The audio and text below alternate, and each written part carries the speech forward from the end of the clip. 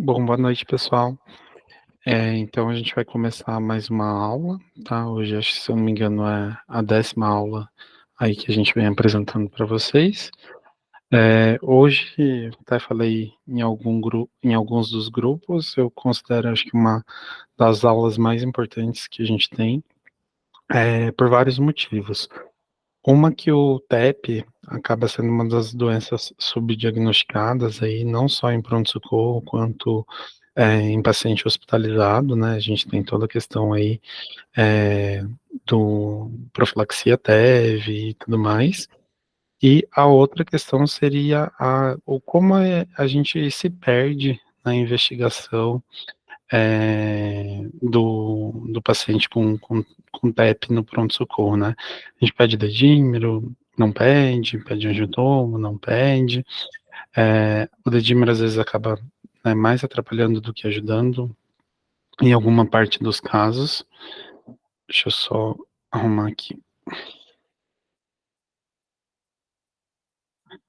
O dedímero, ele acaba atrapalhando mais do que ajudando, e a gente também se perde em decidir quem que a gente vai tratar ambulatorialmente, quem que a gente vai tratar de maneira intra-hospitalar, em quem que a gente vai mandar para UTI, quem que a gente vai mandar para enfermaria. Então, essa é uma aula que acaba tendo todas essas diversas nuances, que muitas vezes a gente não está tão acostumado, e por isso eu considero aí uma das aulas mais importantes. Só estou tendo um probleminha aqui para transmitir, mas eu já lanço para você.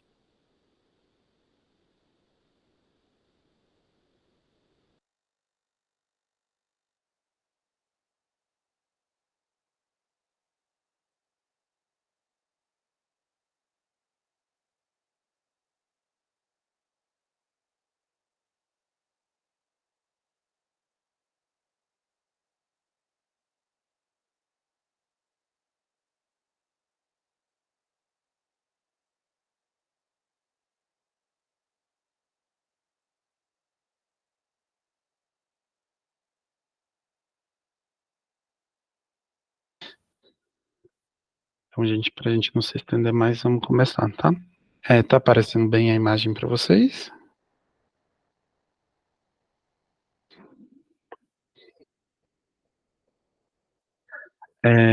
Então, diagnóstico e tratamento do paciente com TVP e TEP, tá?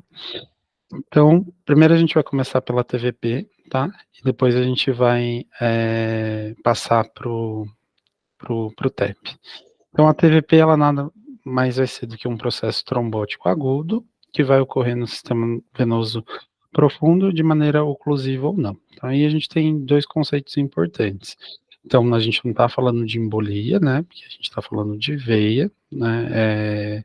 É um processo aí trombótico local e de sistema venoso profundo. Então, a gente sabe que mais ou menos aí 20% da nossa circulação venosa do membro inferior, ela é superficial, e quando a gente estiver falando de trombo em circulação venosa superficial, a gente vai chamar de tromboflebite, e o tratamento vai ser outro. Então, e a gente pode ter também um trombo ocluindo toda a circunferência do vaso, e daí causando mais sintomas, e um trombo ocluindo parcialmente o vaso. Ela tem caráter multifatorial, multicausal. A gente vai ter interações tanto genéticas, né, familiares. Então, principalmente aqueles pacientes que costumam ter aí trombose de repetição, histórico familiar, e interação com questões ambientais, né? Então, o paciente pode ser tabagista, o paciente pode usar anticoncepcional, e a repercussão vai depender de qual veia que está sendo acometida, né? E qual a sua extensão, né? É um trombo que pegou só um ponto, é um trombo extenso, 92% das tromboses venosas profundas são de membros inferiores, tá? A gente pode ter trombose venosa profunda, por exemplo, de membro superior, de abdômen, por exemplo, como na síndrome de Child Pug, onde a gente tem trombose da veia porta, a gente pode ter trombose venosa cerebral, mas 92% aí, o foco da aula vai ser nas tromboses de membros inferiores. Ela pode estar associada a condições clínicas, como, por exemplo, um paciente oncológico que tem um aumento aí do risco, né, pela hipercoagulabilidade, hiperviscosidade do sangue. Pode ter situações espontâneas, onde a gente não consegue identificar nenhum fator de risco, ou pode também ter uma questão cirúrgica, né, então o paciente, por exemplo, operou o fêmur, ficou muito tempo acamado, e aí, pela restrição aí de mobilidade, acaba aumentando o seu risco. Só falando um pouquinho de dado, nos Estados Unidos a gente tem 2 milhões de pacientes sendo acometidos por TVP todos os anos. É a terceira doença cardiovascular mais comum, tá? Então, só perdendo para infarto e para AVC. No Brasil, a gente tem mais ou menos aí 6 casos para 100 mil habitantes, tá? Por ano. 50%. E por que que é importante se fazer o diagnóstico de TVP e se tratar adequadamente de TVP? Que mais ou menos metade dos pacientes com TVP vão evoluir para TEP, tá? E TEP pode ser uma condição fatal. E quando a gente está falando de o risco de se evoluir para TEP, outro conceito importante é que 95% dos casos de TEP, o êmbolo, né, o pedaço de fragmento do trombo, ele acaba se originando da coxa, né, então acima da veia poplite. Então, isso é uma coisa que dá um pouco mais de segurança de, por exemplo, uma trombose venosa de tibial, de fibular, a gente poder liberar para casa aí sem hospitalização do paciente, tá? Então, já dando uma dica aí para os highlights da aula.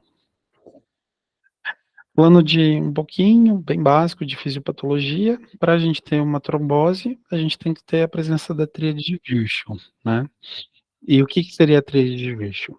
É uma região do vaso onde a gente tem uma estase venosa, então, por algum motivo, o sangue está passando ali de maneira mais devagar, de maneira mais turbilhonada.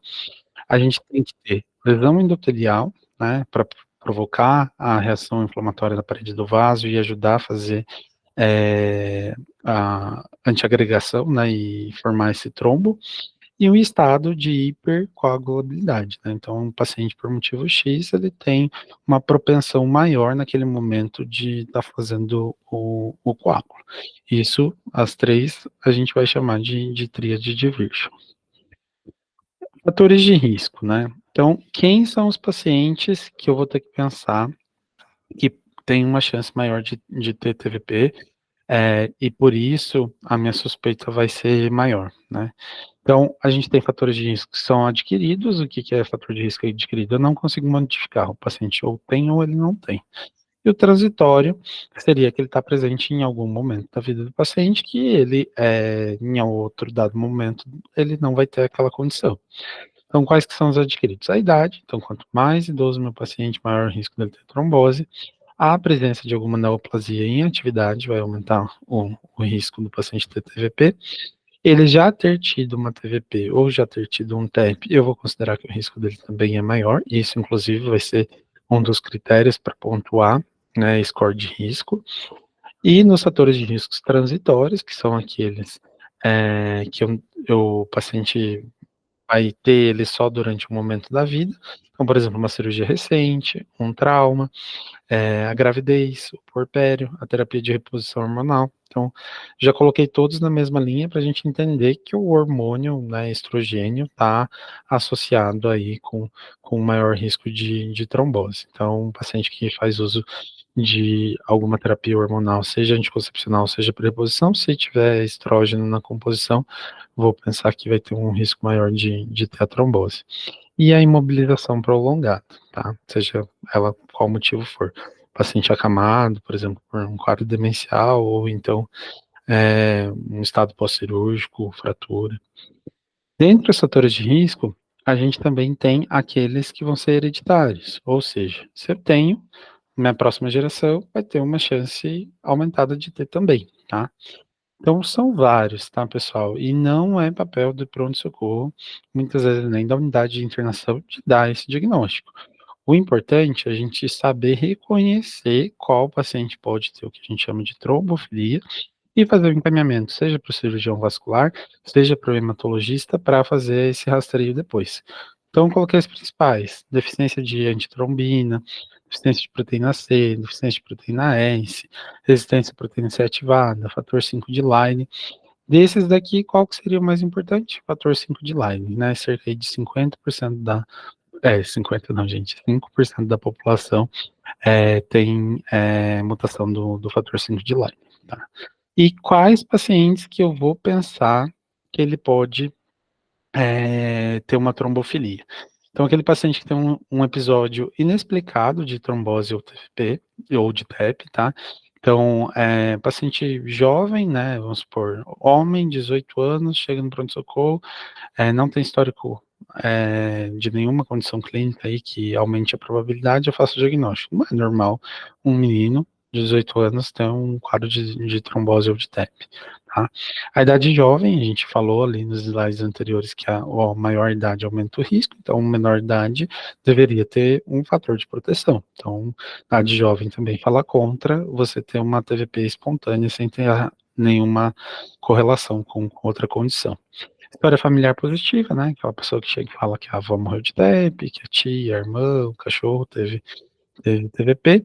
Então, tem história familiar positiva, é recorrente, eu tenho que pensar em trombofilia. Aqueles pacientes que ao longo da vida fazem mais de um episódio, né? Então, teve lá com 20 anos, depois teve aos 30 de novo, aos 60. Então, paciente que faz mais um episódio durante a vida, a gente tem que investigar, principalmente se esse episódio for espontâneo. E a localização atípica, né? Então, a gente comentou que 90% aí das TVPs são em membros inferiores. Se eu tiver uma TVP direto em algum vaso abdominal, em membro superior, tem que pensar que por que esse paciente está fazendo trombo nesse local? Se eu não tive trauma, se eu não tive cirurgia. Então, a localização atípica acaba sendo um fator para a gente pensar em trombofilia também. Quais que são os sinais e sintomas da TVP, né? Então, o paciente, ele principalmente vai procurar o PS por dor e por inchaço, né? Então, dor e edema.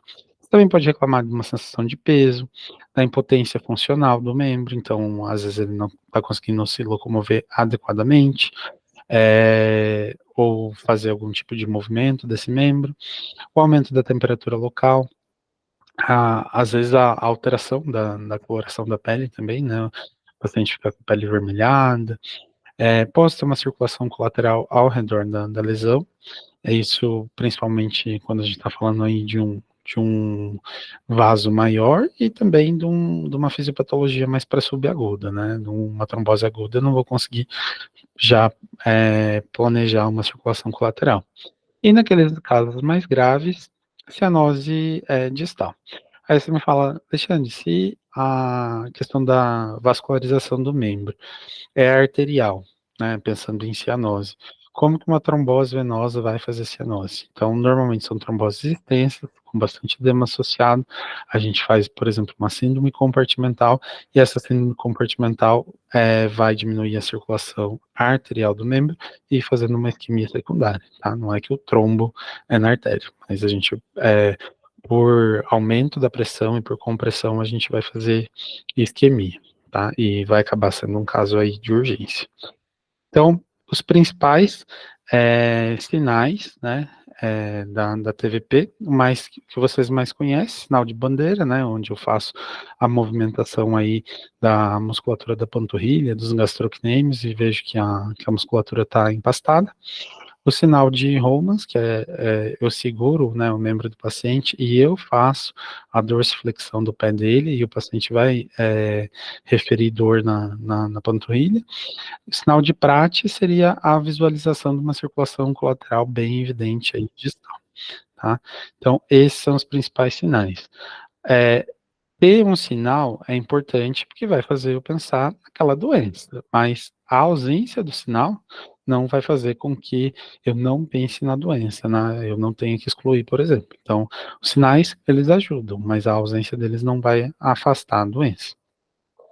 Diagnóstico, né, então eu tenho que ter uma boa suspeição clínica e, o diagnóstico que a gente o método diagnóstico que a gente tem mais amplamente disponível vai ser o ultrassom Doppler, tá. Ultrassom Doppler, como que ele é feito, né, então, o próprio nome diz, é um ultrassom, eu vou jogar um modo de visualização do Doppler, para ver o padrão de circulação, e eu vou ver uma obstrução ao meu fluxo, né, e posso caracterizar ali algum material, mais ecogênico, tá. Tem outros exames que a gente pode fazer, né, então posso fazer uma flebografia, que é, por exemplo, injetar contraste, fazer radiografia? Posso. Posso fazer uma angiotomografia do membro? Posso também, mas são exames mais complexos, são exames mais caros, são exames menos disponíveis, né, o que, tem uma boa aí sensibilidade e especificidade, e que é amplamente disponível na maioria dos PS, acaba sendo o Doppler venoso mesmo, tá.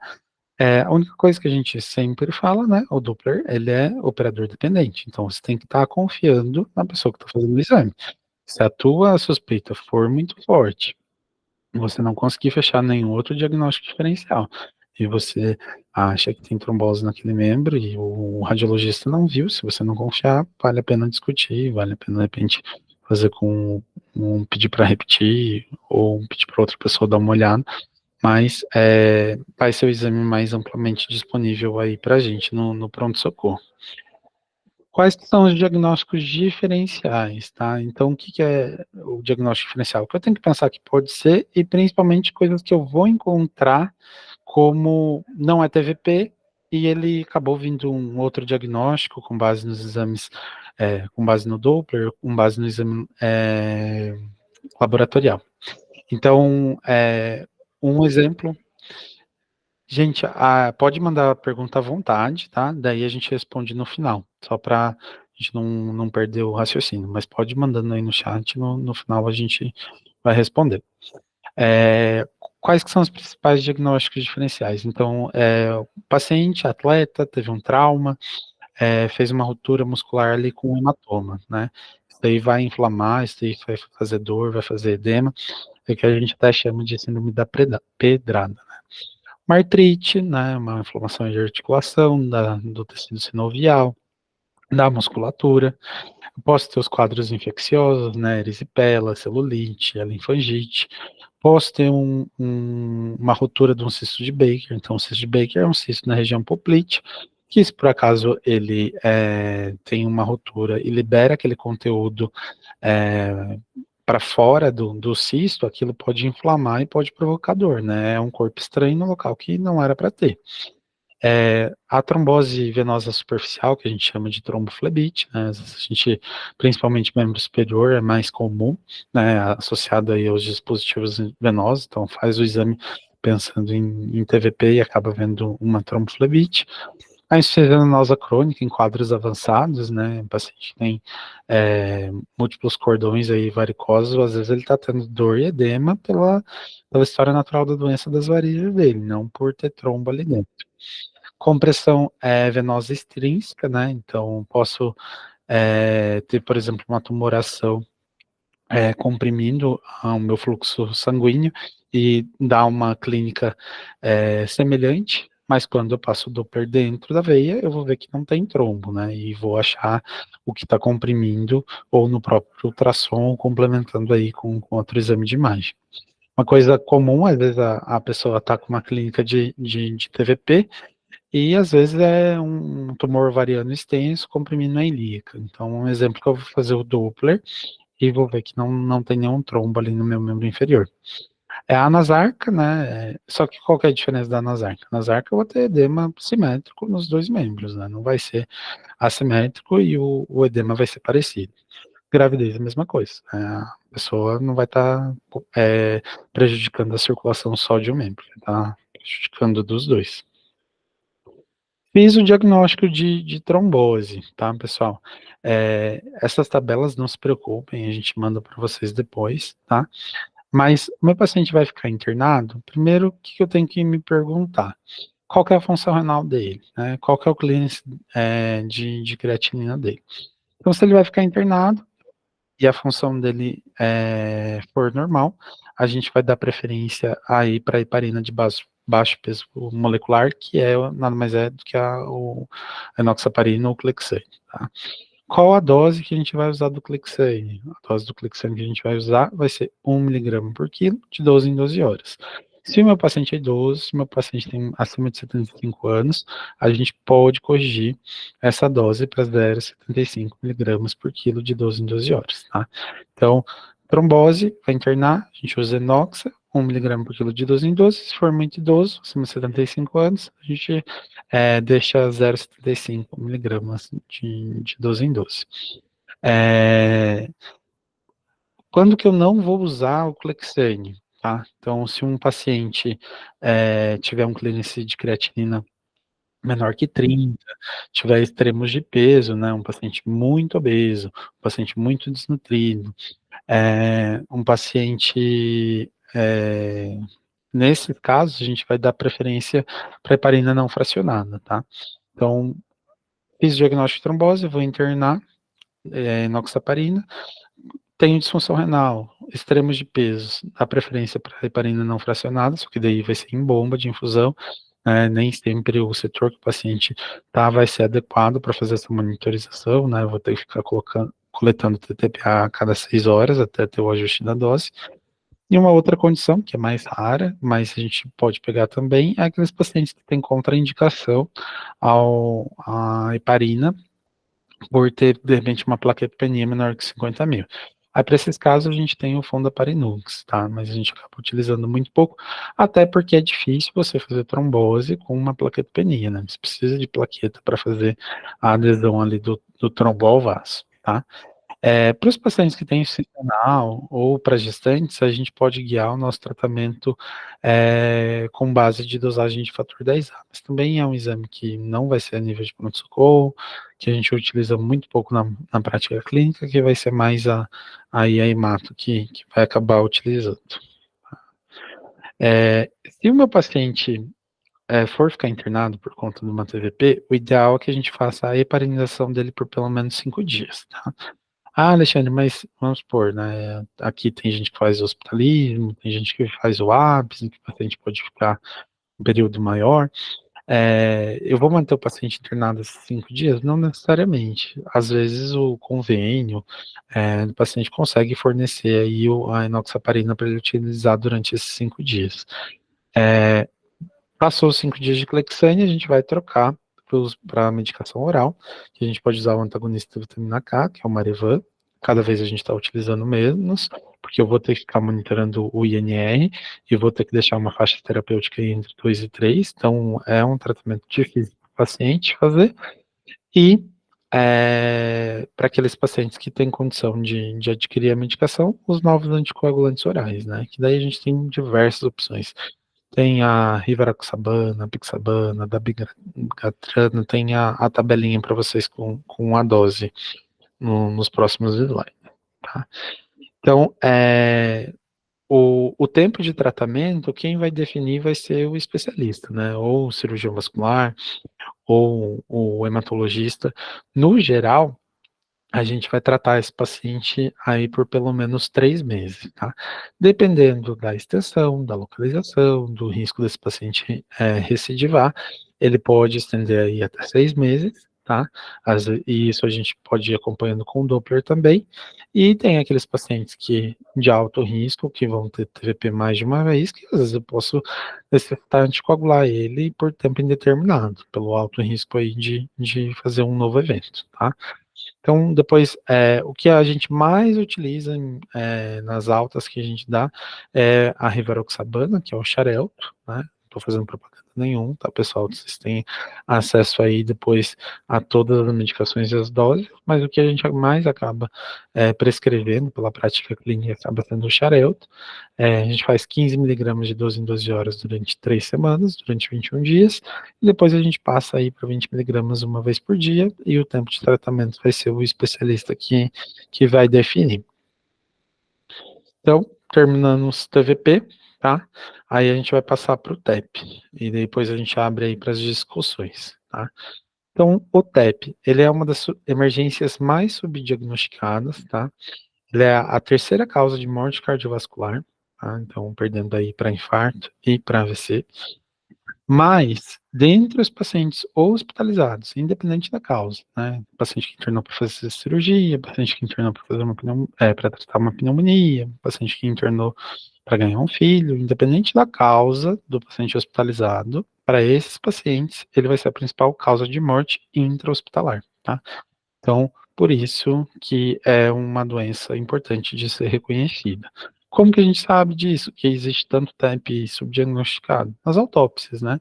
Então, se alguém um dia tiver a oportunidade de acompanhar resultado aí de autópsia, mesmo de paciente que chega parado no pronto-socorro, mesmo paciente que tem uma morte súbita dentro do hospital, com uma certa frequência a gente descobre que a causa aí acabou sendo um TEP maciço, tá?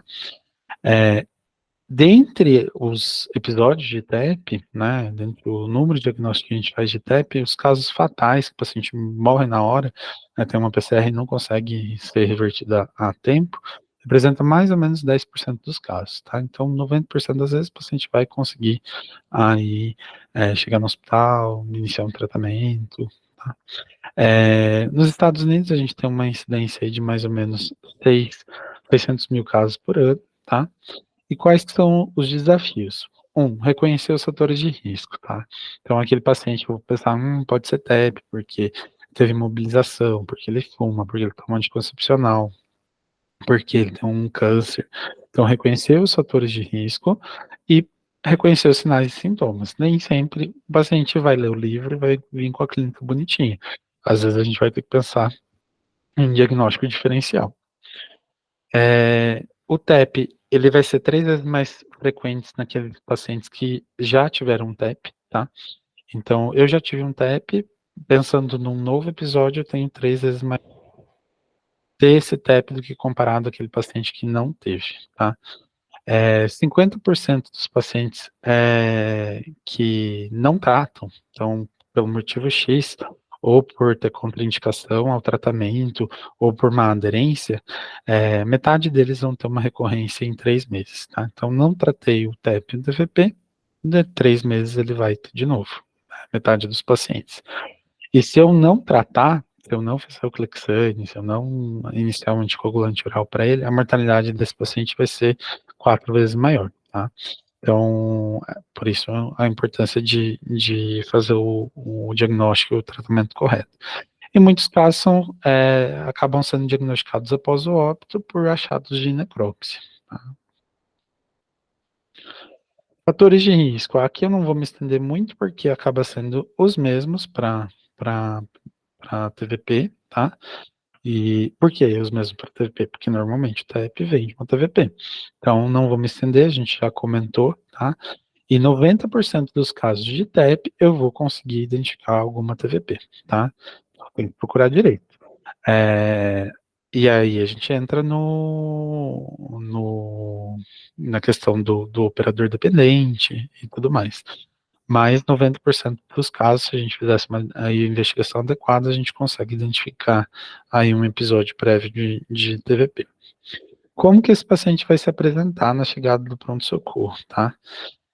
Aí eu separei, né, sinais e sintomas e coloquei em vermelho os mais importantes, tá? Então, o sintoma que o paciente mais vai se queixar, com um paciente com um TEP confirmado, é a dispneia. Então, o paciente procura atendimento por falta de ar, tá? Segundo sintoma, dor torácica, tá? Então, metade dos pacientes vão procurar o pronto-socorro com TEP confirmado apresentando dor torácica. E quando eu vou fazer a, a estratificação dessa dor, quando eu vou fazer a caracterização dessa dor, eu vou ver que é uma dor mais pleurítica. O que é uma dor pleurítica? Aquele paciente que apresenta a dor torácica, a inspiração profunda, tá? E aí entra em questão, em xeque com outros diagnósticos. Eu posso ter uma pneumonia fazendo uma dor pleurítica, eu posso ter um derrame pleural fazendo uma dor pleurítica, né? Então, são sintomas que não são específicos. A dispneia pode ser de um DPOC exacerbado, pode ser de uma IC descompensada. Então, pode ser de uma asma. Então, por isso que a gente tem que, né, coletar a história adequadamente. Tosse, 20%, tá? Então, tosse a gente acredita que é um sintoma comum do TEP, mas ele só está presente em 1/5 dos casos, tá? Não é tão importante assim. Uma dor torácica que se confunda com uma dor anginosa retroesternal vai ser em torno de 12% dos casos, por isso que eu tenho que fazer eletro, por isso que eu tenho que coletar troponina, tá? Hemoptise acaba sendo um sintoma que as pessoas lembram bastante quando o paciente se queixa, né? Então, procurou pronto-socorro porque tá tossindo sangue. Então, antigamente o pessoal pensava bastante em tuberculose, mas não vai ser algo agudo, né? É, né, ele vai ter mais sintomas. Não pensando numa coisa aguda, sem muitos outros sintomas associados, hemoptise a gente costuma lembrar de TEP, mas está presente só em 10% dos casos também. E a síncope, que é o paciente, provavelmente por um episódio aí de hipoxemia aguda, né, faz perda de consciência até 20% dos casos.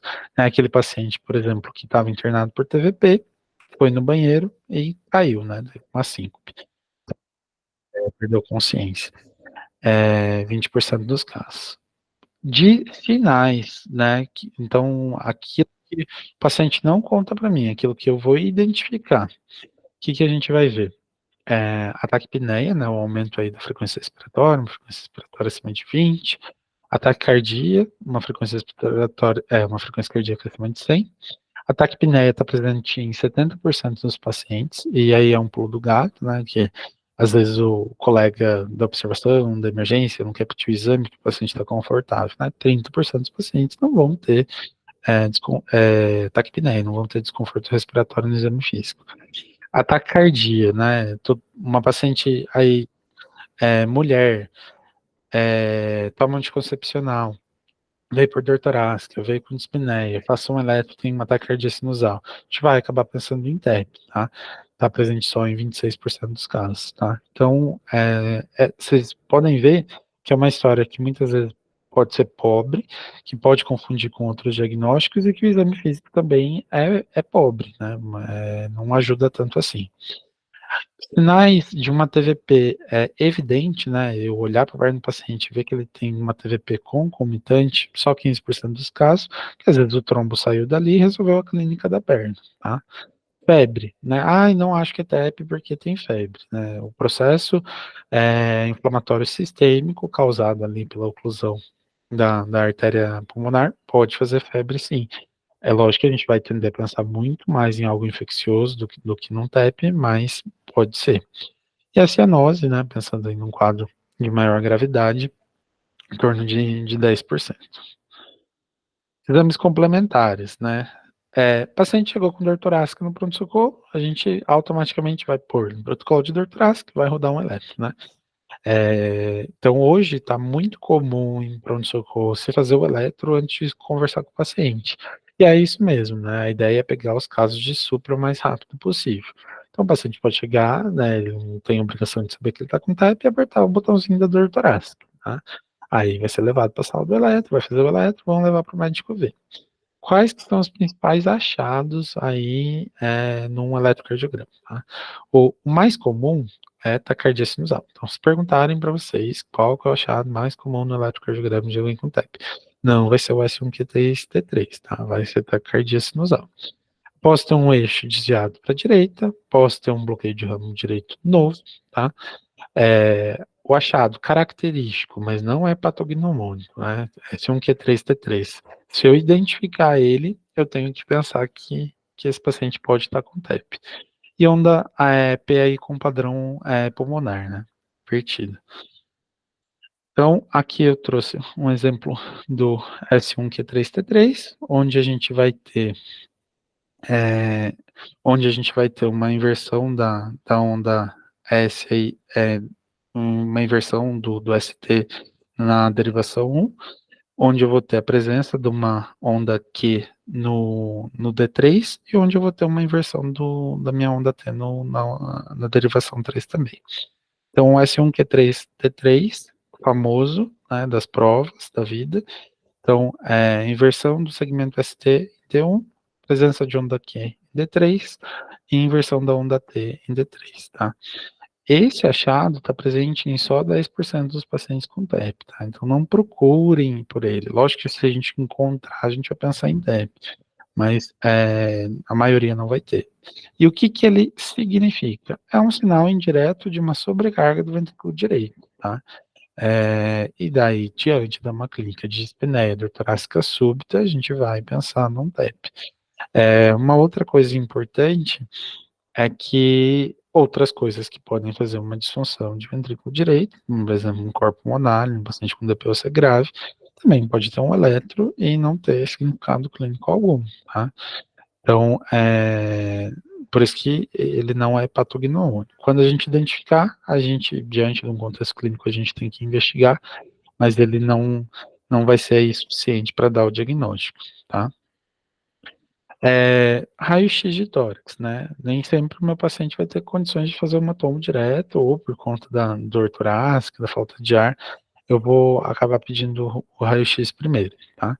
Qual que é o achado mais comum? E vocês vão ver, gente, são achados inespecíficos, tá? Elevação do diafragma do lado acometido, 60%. Infiltrados inespecíficos, 30%, pode até passar aí por um quadro infeccioso, né, uma oligoemia focal, que seria uma alteração ali da transparência pulmonar, aquele foco onde está tendo infarto pulmonar, varia de 10 a 50% dos casos, post-derrame pleural, por uma reação inflamatória local, né, 20% dos casos. Para a galera que é boa de olho, enxergar aí o aumento do diâmetro da artéria pulmonar, 20% dos casos, e o que eu mais gosto de falar, raio-x totalmente normal, 30% dos casos. Então, raio-x normal não vai excluir TEP, tá? O raio-x vai vir perfeitamente normal em 1/3 dos pacientes. Então, o raio-x é comum ser normal. Aqui a gente tem um exemplo onde a gente tem uma telectasia, tem um pouquinho de derrame pleural e tem uma elevação da cúpula diafragmática no lado acometido. Nesse outro, a gente tem a oligoemia, né? Então, por conta do infarto pulmonar, o meu pulmão vai ficar menos perfundido e vai fazer uma alteração da transparência, né? Raio-X, né? Tem que ser, a ideia é que seja simétrico, né? O parênquima pulmonar, é, pensando em transparência, tá? Então, eu tenho uma alteração muito acentuada de transparência, pode ser um sinal indireto, tá? E para quem gosta de nomes aí da história da medicina, seria o sinal de Westermarck. O sinal de Hampton é o mais famosinho de prova também, né, que é aquele sinal da cunha, do triângulo invertido, que nada mais é a área que sofreu infarto pulmonar, tá? Então, vi um paciente que tem dor torácica, tem dispneia, faço raio-x, vejo uma área em cunha, vejo uma área em triângulo invertido, pode ser que seja um TEP, né? Pode ser que seja uma área de infarto pulmonar. E, se a gente fizer uma tomografia, também vai ter a mesma aparência. Esse seria o sinal de Hampton. Está presente também em 10% dos casos, então não procurem por ele, né? Se a gente encontrar, ótimo. Se a gente não encontrar, a gente vai seguir a investigação. Coletei exames laboratoriais, né? Galerinha da Gaso, né? Que adora pedir gaso para um paciente. Não que a gente não precise para um paciente dispneico, né? Mas se eu pedir uma gasometria arterial para o paciente com TEP, qual que vai ser o achado mais comum? Uma alcalose respiratória, tá? E por que que ele vai fazer alcalose respiratória? É um paciente que vai tender a ficar taquipneico, quando ele fica taquipneico, ele vai lavar mais gás carbônico, né? Ele se juntar com a água, ele faz ácido, né? Então, a presença do gás carbônico deixa o meu sangue mais ácido. Se eu estou eliminando mais ele, se eu estou lavando mais ele, meu sangue vai ficar mais básico, tá? Então, a tendência de um paciente com TEP é que ele tenha uma alcalose respiratória, excluindo-se os casos graves, né, onde o paciente está quase morrendo, que daí ele vai tender para acidose, que é o final de toda morte. Mas, assim, na grande maioria dos pacientes com TEP, se eu coletar uma gasometria, eu vou ver uma alcalose respiratória, tá? Ecocardiograma, tá? É preciso pedir ecocardiograma para todo paciente com TEP? Não. Depois a gente vai falar de score de gravidade, de tratamento. Se o meu TEP for leve, se o meu score de gravidade for baixo, não preciso de ecocardiograma. Ecocardiograma vai ser aqueles pacientes aí que já têm um risco moderado a alto de ter um desfecho ruim, tá? O ecocardiograma, quando que ele vai ser útil para a gente? E aí eu não preciso nem estar chamando de ecocardiograma, posso fazer, quem sabe, um ultrassom a beira-leito, né, um FAST, eu já consigo enxergar algumas coisas que vão me ajudar, tá? Então vamos supor que o paciente não tolera decúbito para fazer uma angiotomografia. Eu tenho um eco disponível, eu tenho um ultrassom disponível, eu vou lá, janela o paciente, eu tenho um aumento de câmeras direitas frente à câmera esquerda, né? Eu tenho um septo com movimento paradoxal, eu tenho um septo retificado, eu tenho uma hipertensão pulmonar importante que o paciente não tinha histórico. Então, são achados indiretos que esse paciente pode estar com TEP, e isso daí pode me ajudar a fazer um tratamento empírico num paciente muito grave, tá? E o importante é que ele também faz diagnóstico de outras doenças, né? Então, ele pode ter um infarto, então, se eu faço lá o FAST, gente, o FAST básico, tá? Não estou falando de calcular fração de tensão, nada dessas coisas. Vejo que tem uma parede específica com hipocinesia ou acinesia, eu vou pensar no quadro de infarto. Janelei lá o FAST, vejo bastante líquido ao redor do coração, vou pensar que esse paciente pode estar tamponando. Secção de aorta é mais difícil de ver, né, mas eu posso ver uma área de flapping na aorta. Doença valvar também, aí já precisa saber ver um pouco mais, mas posso ver uma cordoalha rompida, e vejo que a causa da descompensação clínica do paciente é uma valvulopatia. E, além dos achados que eu comentei com vocês, né, dilatação, retificação do septo, movimento paradoxal, eu posso também enxergar o trombo, tá? Então, eu posso achar o trombo tanto dentro da câmara direita, quanto se o paciente tiver uma janela boa, for magro, pode também conseguir ver ali no começo da artéria pulmonar, tá? Se for um TEP maciço. Pode ter aquele TEP cavaleira também, né? Quando o paciente ele joga coágulos para os dois lados e a pessoa também conseguir identificar no eco. Fiz o diagnóstico de TEP. Esse paciente foi estratificar, ele é de risco moderado ou alto, obrigatoriamente a gente vai pedir troponina, tá? Que é um ajudante aí para definir se eu tenho um dano cardíaco secundário a esse TEP ou não. Se tiver disponível no serviço, a gente pode pedir o BNP também como um marcador secundário. Se o serviço não tiver disponível, só a troponina aí já ajuda bastante, né? A gente imagina que num quadro de TEP grave, eu posso ter aumento de troponina e posso ter aumento de BNP, mas não é a falta do BNP que vai ajudar a não fazer o diagnóstico, tá? Aqui eu coloquei algumas imagens, então a gente vai ver, nesse da esquerda, a gente enxerga ali o coágulo dentro do meu ventrículo direito, tá? Aquela área mais acidentada no centro.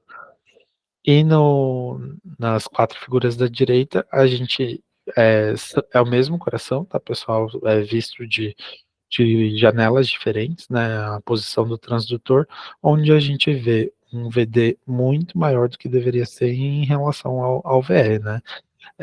Muitas vezes, às vezes até tomando um tamanho semelhante, ou até parecendo maior, tá? Então, é uma disfunção aguda do meu VD, eu vou pensar num TEP grave. Padrão ouro, tá? Que é o que a gente vai usar para dar o diagnóstico, confirmar o diagnóstico, é a angiotomografia de artéria pulmonar, né? A angiotomografia de tórax. Ela vai ter uma alta sensibilidade, uma alta especificidade, tá? A sensibilidade vai depender da localização do trombo, tá? Então, se eu tenho trombos maiores em segmentos mais importantes da artéria pulmonar, vai ser mais fácil de visualizar, né? Se for um trombo muito distal, aí a minha sensibilidade vai diminuir. E o número de cortes da tomografia, né? Quanto mais cortes ela tem, que é o que a gente chama de canais, né? Tomografia com mais canais consegue fazer cortes mais simples. Quanto mais cortes ela conseguir fazer, maior a chance de conseguir visualizar esse coágulo, tá? E a sensibilidade, ela chega a ser maior do que 95% para trombo em artéria segmentar, para artéria lobar e para artéria central, tá? Então, para subsegmentar, eu perco aí um pouco de sensibilidade, mas até questionável, né, se tratar um TEP subsegmentar ou não, que ele vai trazer muito pouca ou quase nenhuma relevância clínica para o paciente, mas eu tenho uma perda aí de sensibilidade. A angiotomo C negativo, né, então o meu paciente veio no pronto-socorro, eu fiz uma angiotomografia arterial de pulmão, e ela veio negativa, a chance dele morrer por um TEP é de menos de 1%, tá? E não necessariamente esse evento está relacionado com o diagnóstico, né? Ele pode ter feito o TEP em outro dia. Mas a importância aí é um exame muito bom, né? Então, se eu tenho uma angiotoma negativa, a chance dele morrer por TEP nos próximos 3 meses é de 0,5%. E considerar os efeitos colaterais, né? O paciente tem risco de anafilaxia, embora seja baixo, cada vez mais o contraste está seguro, mas ele também pode fazer uma nefropatia induzida por contraste, né? Principalmente para aquele paciente que já tem função renal alterada, uma idade avançada, diabético. Então, aqui mostrando na figura A gente vai ver uma falha de enchimento e se vocês forçarem um pouquinho e acreditarem em mim, um coágulozinho cinza dentro da artéria aí lobar, tá? E na figura B a gente tem um trombo bem maior, bem mais importante na artéria pulmonar esquerda, tá? Que é aquela área mais cinzinha, tá? E fazendo a falha de enchimento. Então, se for um trombo, um coágulo grande numa artéria mais calibrosa, não é tão difícil da gente visualizar. E aqui eu gosto desse slide, porque o paciente que recebe diagnóstico de DEP, ele leva um susto, né? Então ele acha que ele quase morreu, né? E daí toda vez que ele tem uma dor torácica, uma dispneia, ele vai achar que ele está tendo um TEP novamente, tá? Então, a minha angiotomografia, ela vai perder sensibilidade e especificidade quando esse paciente já teve TEP, tá? Por quê? É, a minha investigação vai ser mais difícil. Esse paciente que já teve TEP, principalmente um TEP recente, ele vai ter dedímero alterado. Então, já vou perder base do dedímero. E posso ter ainda um fragmento de coágulo persistindo por até 20 a 40% dos casos, tá? Se a minha angiotomografia vier normal, eu tiver uma altíssima suspeita, então vamos fazer um ultrassom Doppler dos membros inferiores, porque 90% dos casos vêm dos membros inferiores, né? Ou então fazer uma angiografia, mas daí depende de você ter hemodinâmica, né? Um serviço especializado também é mais difícil.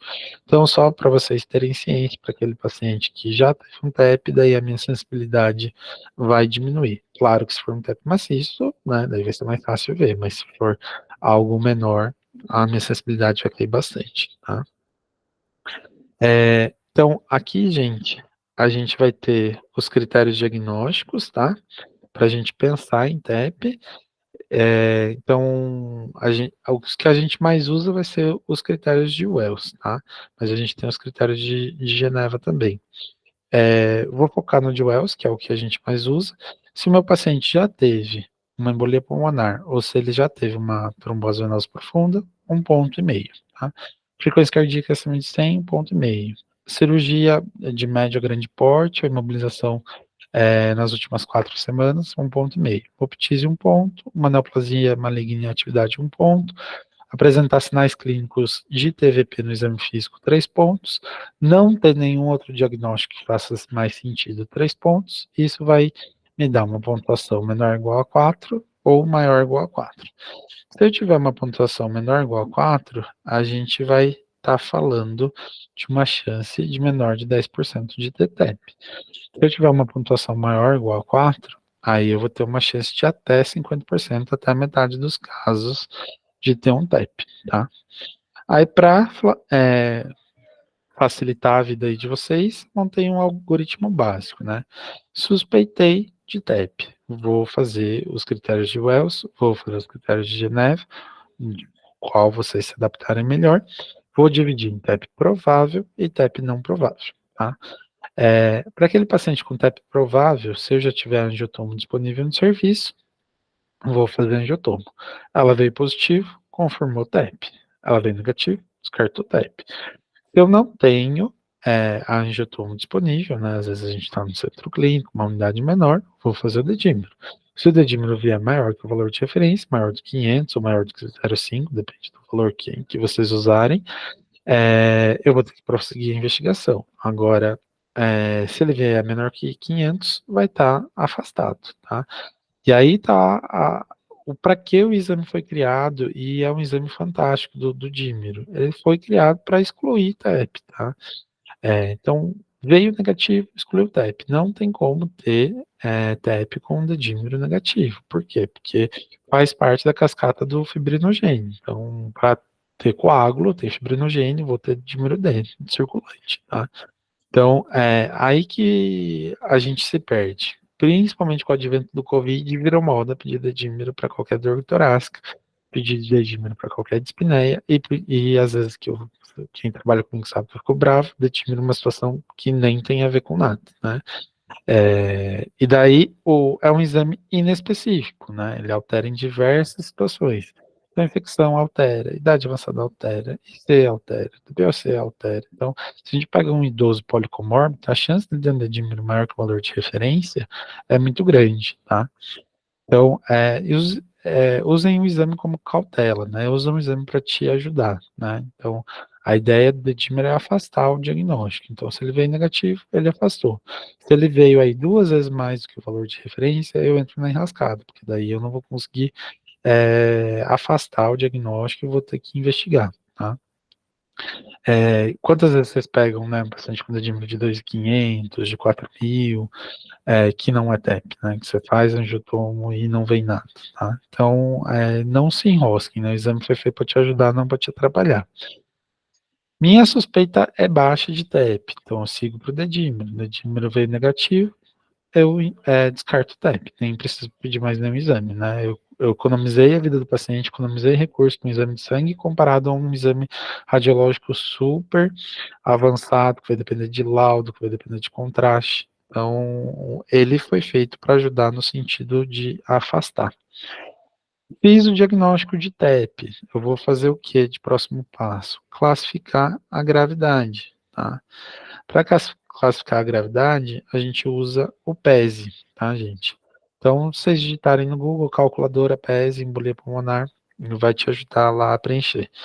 Então, idade maior que 80 anos, eu vou preencher o valor da idade.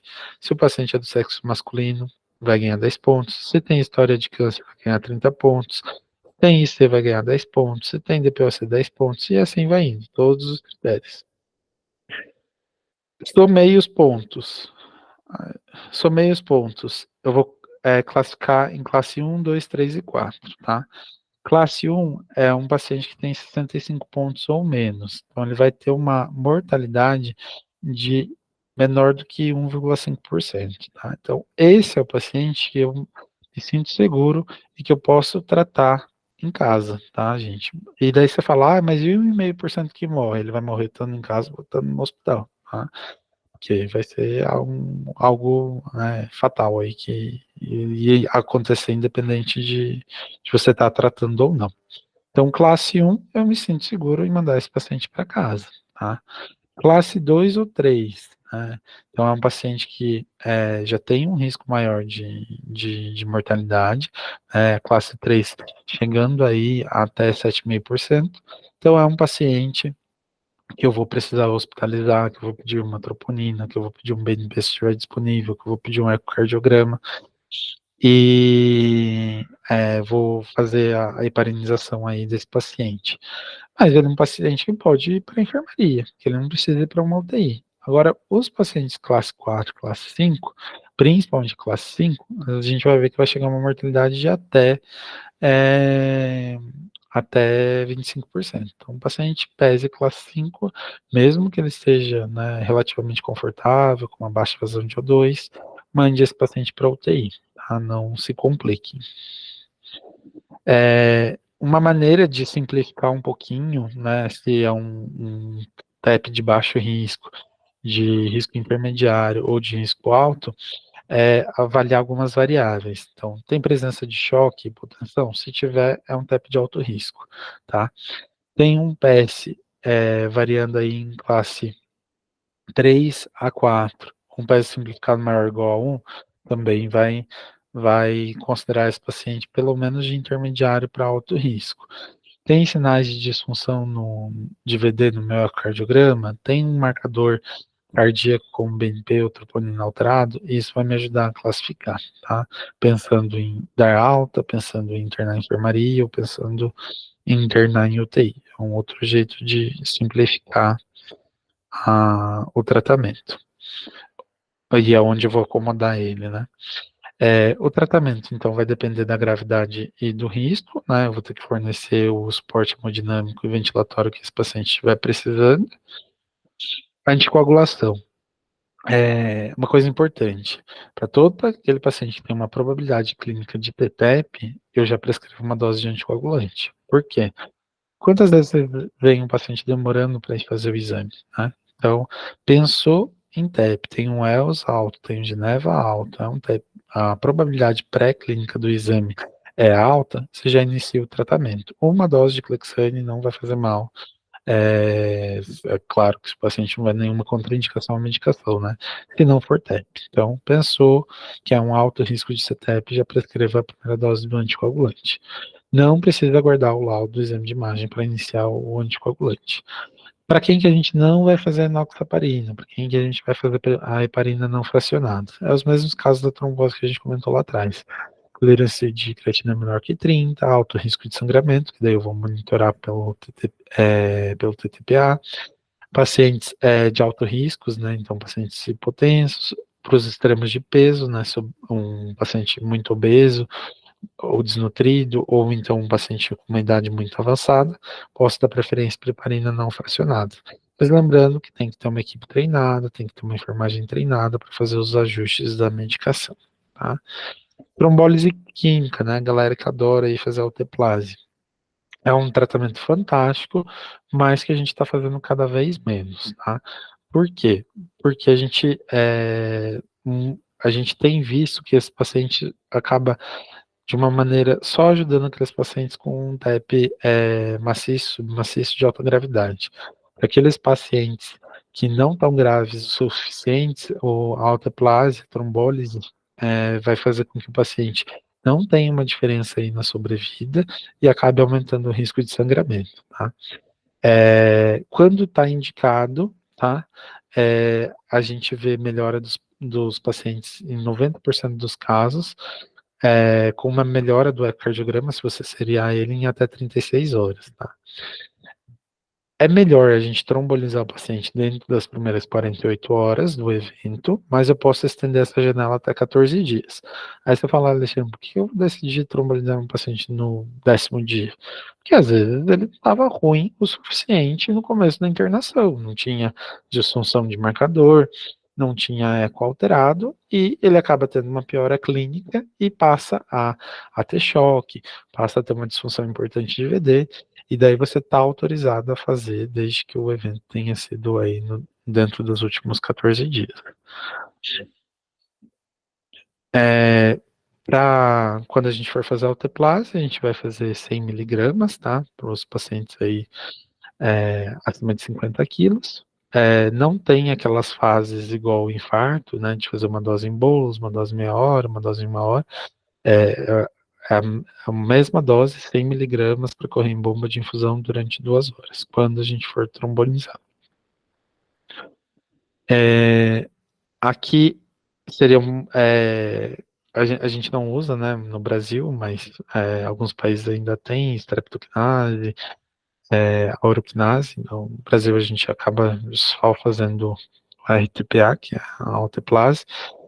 Então, mas eu teria aprovação para fazer esses 3. Mas hoje a gente vai dar preferência só para alteplase. E todo paciente que eu vou trombolizar, eu tenho que ver se ele tem alguma contraindicação absoluta ou não, tá? Então, pelo menos as absolutas eu tenho que saber de cor. Então, ele já teve um AVC hemorrágico, ou já teve um AVC isquêmico nos últimos 6 meses, teve qualquer tumoração intracraniana, qualquer malformação arteriovenosa, teve alguma história de um trauma maior, de uma cirurgia de grande porte nas últimas 3 semanas, por exemplo, a pessoa acabou de passar por uma cirurgia cardíaca, você não vai poder trombolizar porque vai sangrar tudo ali, né? Teve alguma hemorragia gastrointestinal, principalmente alguma mais importante dentro do último mês, está com algum sangramento ativo em vigência, né? Então, essas são as contraindicações absolutas. As relativas a gente consulta, né? Mas as absolutas a gente tem que saber e eu tenho que checar antes de iniciar o tratamento. Isso não só para TEP, como para o infarto, como para o AVC, nas unidades que fazem trombólise de AVC. E daí, vocês me perguntam, mas o que mudou que a gente não tromboliza mais o TEP moderado, né? Então, foi por meio dos estudos, depois eu passo os slides para vocês, mas onde a gente vê uma melhora sintomática em termos de desfecho, mas você tem uma melhora hemodinâmica ali inicial, mas que, pensando no risco desse paciente morrer ou não, eu não tenho significância estatística, tá? Então, a trombólise no paciente de um TEP moderado, eu vou atuar na hemodinâmica dele, mas eu não vou mudar o risco dele ir a óbito ou não, e o mais importante, eu vou aumentar o risco dele de ter sangramento e de de ter um sangramento maior ou de ter um AVC, tá? Então, principalmente o hemorrágico, né? Então, para aqueles pacientes de TEP de baixo ou alto risco, a gente não vai trombolizar, por a gente não ter um benefício sobre o desfecho óbito e aumentando o risco de sangramento. Para os locais que têm um tratamento intervencionista, né, para aqueles lugares que tem hemodinâmica, que eu tenho equipe preparada aí, eu posso fazer a embolectomia, que nada mais é do que subir com um catéter, ir lá e aspirar esse coágulo.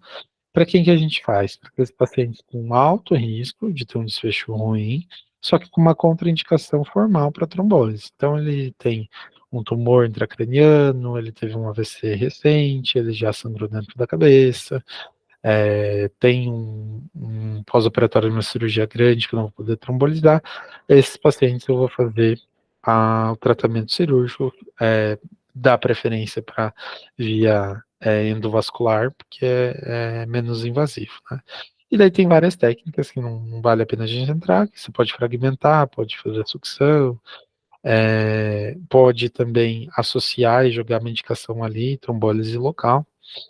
Mas aqui, mostrando para vocês, a gente entrando por cateterismo, subindo até a artéria pulmonar, eu não tenho nenhuma circulação no a montante, né,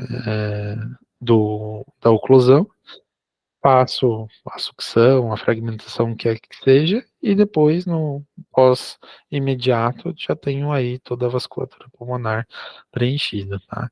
Então, para aquele paciente de alto risco de ter um desfecho ruim, mas com contraindicação à trombólise, a gente pode indicar a embolectomia, tá? Para os pacientes, quem que eu vou pôr filtro de veia cava, né? Então, para aquele paciente que teve uma TVP extensa, né, vamos supor, ilíaca, femoral, e eu não vou poder anticoagular ele por algum motivo, ele tem contraindicação à anticoagulação, e o risco dele ter TEP é alto, né, por ser uma TVP alta ou extensa. Então, posso pôr filtro de veia cava, só saber que o filtro de veia cava, ele não pode ficar muito tempo, porque a gente tem segurança e eficácia ainda muito bem estabelecida. Então, é um paciente aí que usa durante 6 meses a um ano, né, um paciente oncológico, um paciente que a gente não vai fazer grandes medidas, já tem às vezes um cuidado proporcional estabelecido, o filtro da veia cava pode proteger esse paciente aí de ter uma embolia pulmonar, tá? Quais são as indicações bem definidas? Uma contraindicação absoluta à anticoagulação ou à trombólise, e uma recorrência de TEP mesmo tomando a medicação direitinho, né? Então ele já tentou mais de um anticoagulante, já usou Marevan guiado pelo INR, e mesmo assim ele está fazendo embolia pulmonar. Então esse paciente pode se beneficiar de filtro de veia cava, tá? O tratamento vai ser as mesmas doses da TVP, tá? Então, pensando no Xarelto, que foi o que a gente falou, mesma coisa, 15 miligramas 2 vezes ao dia, depois por 3 semanas, depois 20 miligramas uma vez ao dia, tá?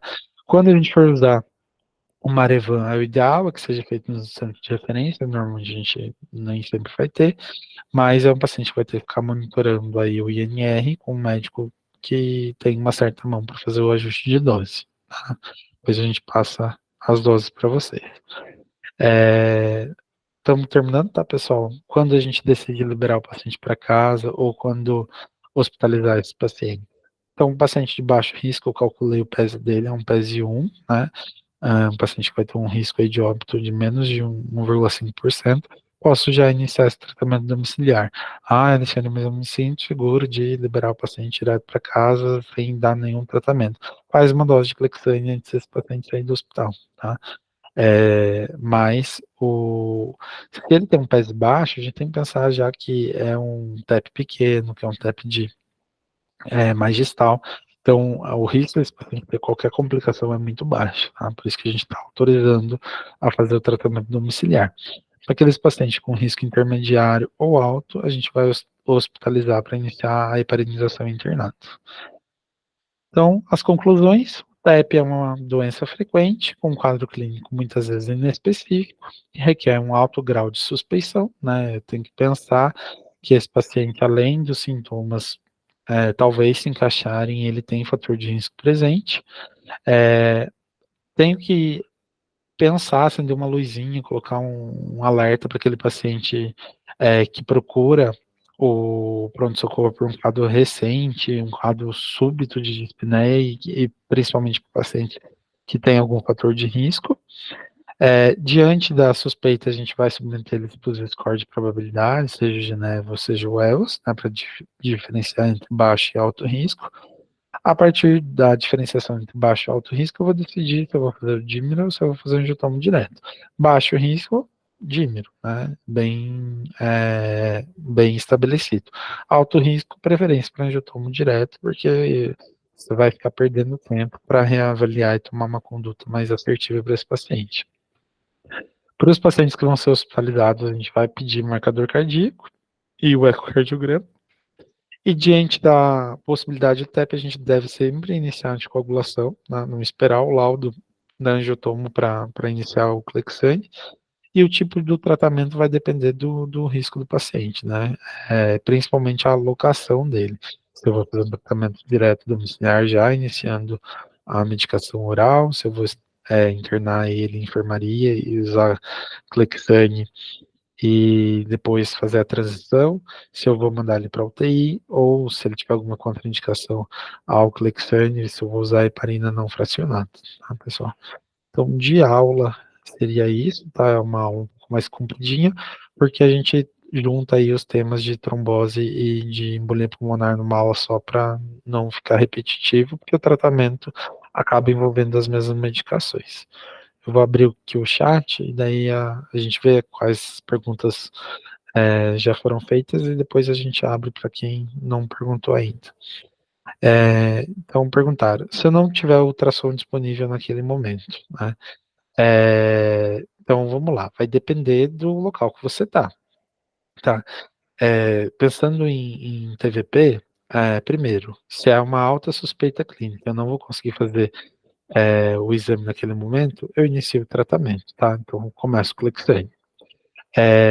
Aí, eu preciso entender a tua realidade local. É um local que eu consigo referenciar esse paciente? Eu consigo encaminhar ele para um serviço secundário, terciário, para fazer o Doppler? Ou às vezes, por exemplo, é um paciente que procurou o serviço 8 horas da noite e o Doppler só funciona em horário comercial. Então, daí depende da realidade. Já trabalhei em locais, já coordenei locais que não tem Doppler às 24 horas. Então, assim, se você dá o Clexane, eu estou pensando numa TVP distal, que o risco de embolia pulmonar é baixo. Posso dar o Clexane pro paciente e pedir para ele voltar no dia seguinte no horário comercial. Ai, mas a perna dele está muito inchada, a perna dele está muito dolorida, né? É um paciente com dificuldade de locomoção. Deixa ele deitadinho para fazer no dia seguinte. Agora, assim, eu não tenho jeito nenhum no serviço o Doppler, aí eu vou ter que referenciar esse paciente para outro local para fazer.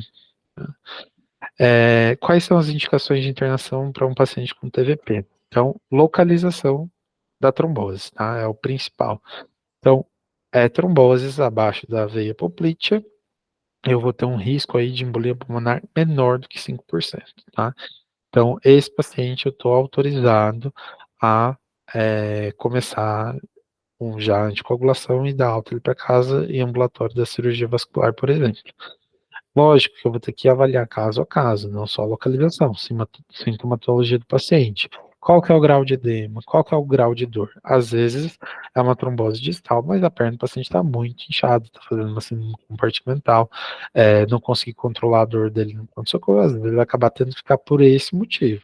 Mas pensando em localização, a gente divide trombose proximal, né, acima da poplítea, distal abaixo da poplítea, e vai guiar aí se no perante ao risco de TEP, se eu posso fazer esse tratamento domiciliar ou internado. Mais alguma pergunta, pessoal? Aproveitem, que eu sei que vocês enrolam bastante com o Dime. Se algum dos coordenadores quiserem fazer algum comentário, vi que a Márcia está aí também, se a Márcia quiser comentar a dificuldade que ela tem em fazer o alocamento desses pacientes, fiquem à vontade.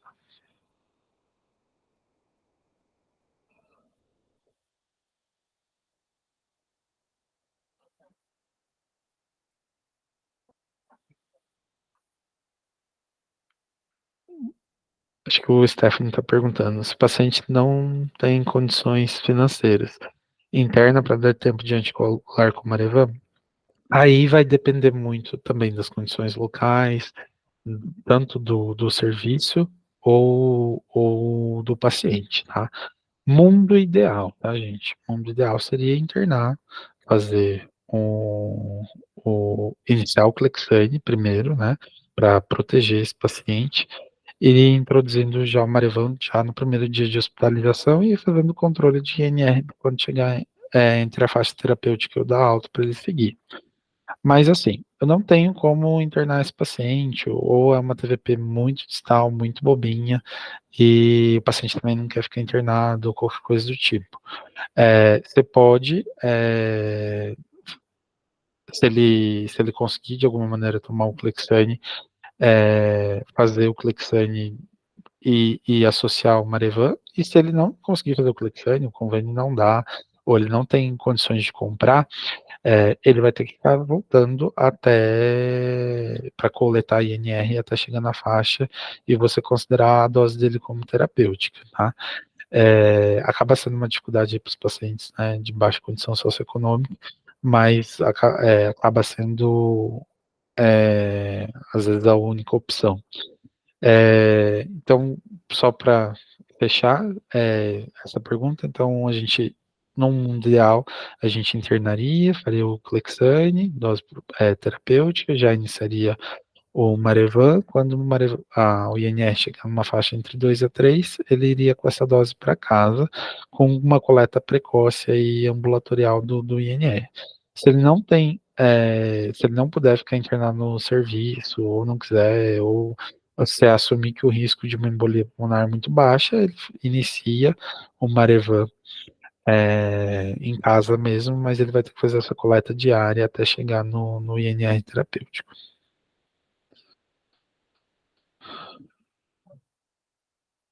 Mais alguma pergunta? Algum comentário? Então é isso, pessoal. Peço desculpas aí por ter cedido um pouquinho, mas a gente juntou as duas aulas para facilitar para vocês. E daqui 15 dias a gente vai para uma nova aula. Semana que vem a gente já manda o convite para vocês, tá bom? Acho que a Márcia quer falar. Fala, Márcia, à vontade.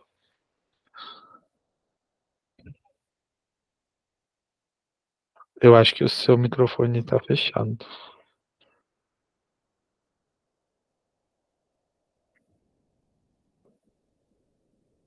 Márcia, quer falar? Boa noite, é só para dar os parabéns mesmo.